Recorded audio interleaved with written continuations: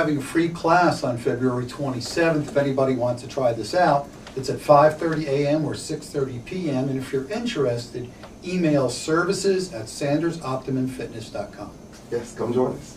All right, and we got some love for Champ here. We got someone on the line to wish Champ congratulations. You're on the runaround.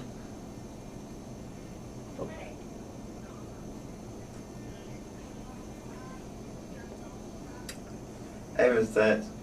Thank you. Very cool stuff. We know Champ's doing some big things. Always good to have some support from your school. But we have even more. We have Carlton, Washington calling in to wish Champ congratulations. Carlton, you're on the runaround.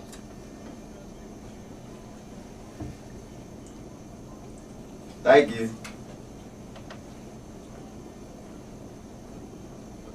I appreciate it. Thank you. Thank you, sir.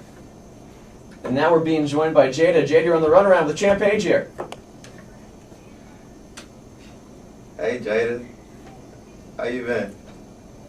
Good. Jada, what do you think of the show today? Is Champ getting enough love? He's doing some big things. The least we can do is get him on the show. Very cool. Thanks for calling in.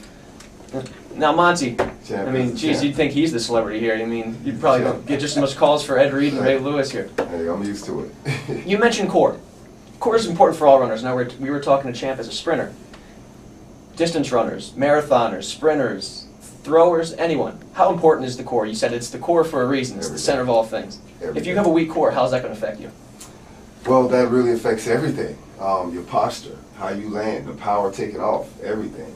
So when it comes to the core, don't just do punches or just do sit-ups. Do a variety of everything. And ones that work your back. So when most people think of the core, they just think about the abs. But it's actually your back as well.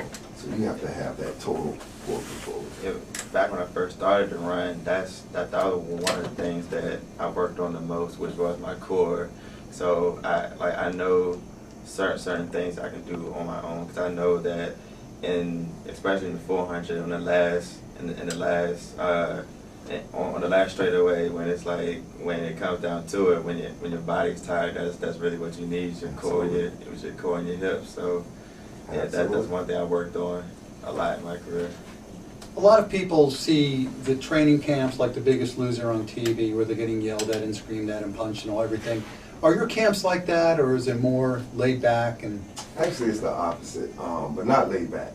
It's more positive encouragement. So if I have a little volume to my voice or with a little fervor, it's more like encouraging, like you can do it. Not that type of way. I'm just not that type of person. Most people think that because of the clients I train. Yeah, but no, we're pretty much the opposite. It's an encouraging camp there.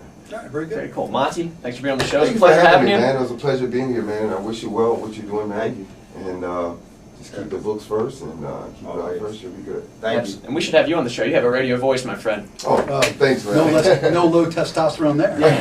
Champ, Thank you. as always, congrats to you. Thanks for joining us for the entire show today. It was a pleasure to have you. Next week, We're going to have Harry Goodman, Dave Burdan, and we're going to have a big discussion about road racing in Baltimore, what it was like back then and what it is like now. so we have Maryland Road Racing, past and present. Be sure to tune in to the Runaround, 5 o'clock next week here on ESPN 1300 AM. RunningMaryland.com. Thank you.